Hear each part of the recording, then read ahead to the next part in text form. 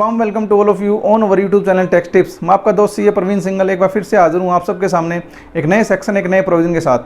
आज जो सेक्शन हम डिस्कस करेंगे फ्रेंड्स, वैसे तो मार्केट में उसके बारे में अवेयरनेस कम है, बट उस सेक्शन के अंतर्गत हम एक अच्छा खासा टैक्स बेनिफिट ले सकते हैं। जी हाँ फ्रेंड्स, मैं बात कर रहा हूँ सेक्शन 80JJAA के बारे में।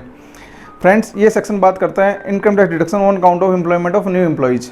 मीन्स अगर आप कोई भी नया एम्प्लॉय रिक्रूट करते हैं तो उसके अगेंस्ट में जो आपको इनकम टैक्स डिडक्शन मिलती है उसके अगेंस्ट में ये सेक्शन बात करता है।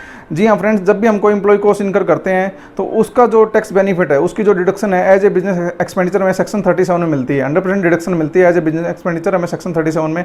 मैं उस डिडक्शन की यहाँ पे बात नहीं कर रहा हूँ फ्रेंड्स, मैं बात कर रहा हूँ सेक्शन 80JJAA में जो हमें एडिशनल 30% डिडक्शन मिलती है फॉर 3 ईयर्स।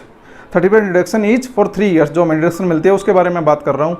जी हाँ फ्रेंड्स, ये जो सेक्शन है इनिशियली फाइनेंस एक्ट 1998 में इंट्रोड्यूस किया गया था, बट इसमें उस टाइम में बहुत सारी रिस्ट्रिक्शंस लगी हुई थी जिसकी वजह से इस सेक्शन का इस सेक्शन के अंतर्गत हमें ज़्यादा टैक्स बेनिफिट नहीं मिल पाता था। बट फाइनेंस एक्ट 2016 में इस सेक्शन को फर्दर अमेंड किया गया और इस सेक्शन को काफ़ी हद तक रिलैक्स कर दिया गया, जिसके बाद हम इस सेक्शन में अब काफ़ी हद तक एक अच्छा खासा टैक्स बेनिफिट ले सकते हैं। दूसरा फ्रेंड्स, ये जो सेक्शन है ये सीए के एंगल से भी काफ़ी इंपॉर्टेंट है, क्योंकि इस सेक्शन में सीए सर्टिफाइड एक रिपोर्ट सबमिट होती है जिसके बाद ही कोई भी एसएससी जो है इस सेक्शन में डिडक्शन क्लेम कर सकता है। दूसरा फ्रेंड्स, एक चीज़ का और ध्यान रहे कि इस सेक्शन में कोई भी थ्रेशोल्ड लिमिट नहीं है डिडक्शंस को लेके, कि कोई भी अपर लिमिट नहीं है कि आप कितनी डिडक्शन क्लेम कर सकते हैं। एक पर्टिकुलर कैलकुलेशन के बाद जो भी आपकी डिडक्शन आ रही है वो आपको डिडक्शन इस सेक्शन में क्लेम कर सकते हैं। तो फ्रेंड्स, मैं आपसे रिक्वेस्ट करूँगा कि आप इस वीडियो में लास्ट तक बने रहिए, क्योंकि इस वीडियो में हम ईच एंड एवरी पॉइंट बिल्कुल समराइज वे में डिस्कस करने वाले हैं।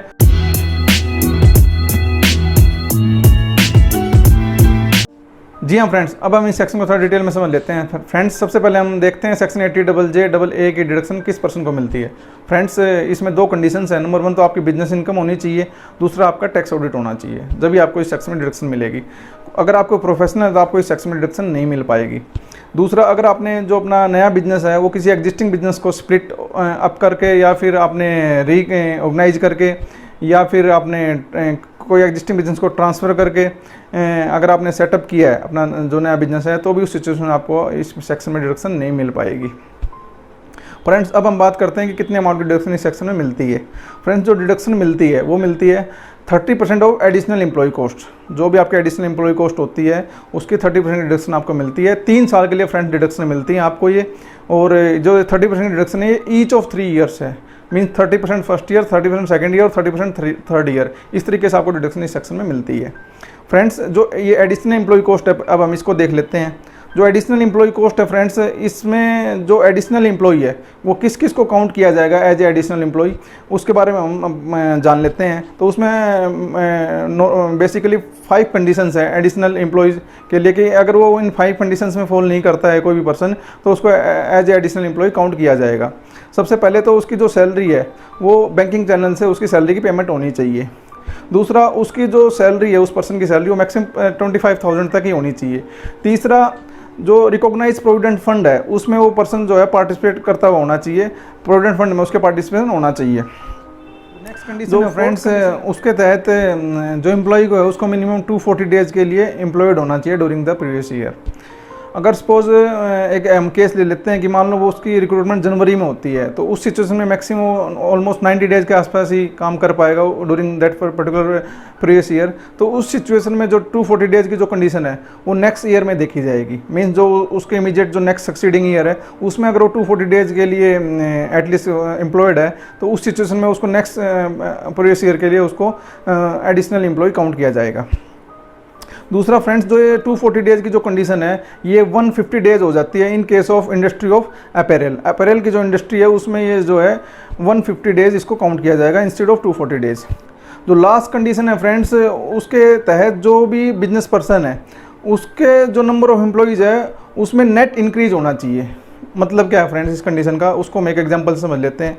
सपोज कोई पर्सन फाइनेंशियल 19-20 के लिए इस सेक्शन में डिडक्शन क्लेम करना चाहता है और 31 मार्च 2019 को जो उसके एम्प्लॉयज़ की जो स्ट्रेंथ थी, सपोज वो 100 स्ट्रेंथ थी, 100 एम्प्लॉयज़ थे उसके पास, और ड्यूरिंग द फाइनेंशियल 19-20 सपोज उसके जो है 10 एम्प्लॉय जो है रिजाइन कर देते हैं और वो 20 एम्प्लॉयज़ को फर्दर रिक्रूट कर लेता है फाइनेंशियल 19-20 के दौरान। तो जो 31 मार्च 2019 को जो थे वो 100 एम्प्लॉय थे, 20 उसने रिक्रूट किए हैं तो 120 टोटल हो गया 120, और उसमें से 10 जो है वो रिजाइन करके चले गए हैं, तो नेट जो है वो 110 एम्प्लॉई उसके बचते हैं 31 मार्च 2020 को।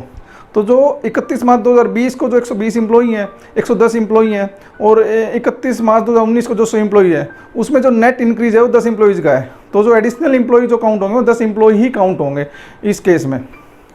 दूसरा फ्रेंड्स, मान लो अगर आपका फर्स्ट ईयर है तो उस सिचुएशन में तो आपका प्रीवियस ईयर अवेलेबल होगा नहीं, तो उस सिचुएशन में आपके जो है उस साल में जितने भी एम्प्लॉई हैं वो एडिशनल एम्प्लॉई काउंट होंगे, आपके एडिशनल एम्प्लॉई कॉस्ट ही काउंट होगी उस फर्स्ट ईयर की जो आपकी कॉस्ट होती है। अब हम बात कर लेते हैं कि इस डिडक्शन को क्लेम करने के लिए जो CA सर्टिफाइड जो रिपोर्ट सबमिट करनी पड़ती है वो एक फॉर्म 10DA होता है, फॉर्म 10DA, उसके थ्रू वो रिपोर्ट सबमिट होती है और उस रिपोर्ट के सबमिशन के बाद ही कोई भी इस सेक्शन में डिडक्शन क्लेम कर सकता है। तो फ्रेंड्स, आशा करता हूँ आपको ये जो प्रोविजंस हैं सेक्शन 80JJA के ये प्रोविजंस क्लियर हुए होंगे। और जैसा कि आपने देखा इस सेक्शन में हम काफ़ी अच्छा खासा टैक्स बेनिफिट ले सकते हैं, क्योंकि इस सेक्शन में कोई भी अपर थ्रेशोल्ड कोई नहीं है डिडक्शंस के लेके। जब भी हम कोई एम्प्लॉय कॉस्ट इनकर करते हैं तो उसका 100% बेनिफिट तो हमें सेक्शन 37 में मिलता है एज ए बिजनेस एक्सपेंडिचर, और एडिशनली हम सेक्शन 80JJA में इसकी कंडीशंस को सेटिस्फाई करके एडिशनली हम 30% डिडक्शन भी ले सकते हैं, जो 30% deduction for each of 3 years है, 3 साल तक मिलेगी 30% करके। एट लास्ट फ्रेंड्स, मैं आपसे यही कहूँगा कि अगर आपको हमारी वीडियोज़ अच्छी लगती हैं, यूज़फुल लगती हैं, तो आप हमारे चैनल को सब्सक्राइब भी कर सकते हैं। और अगर आपकी को क्वेरी रहती है तो आप हमें कमेंट बॉक्स में लिख कर पूछ भी सकते हैं। दूसरा, आप हमारी वीडियोज़ को अपने फ्रेंड्स, अपने रिलेटिव के साथ शेयर भी कर सकते हैं, so that they can also take the benefit of these videos. Thank you very much.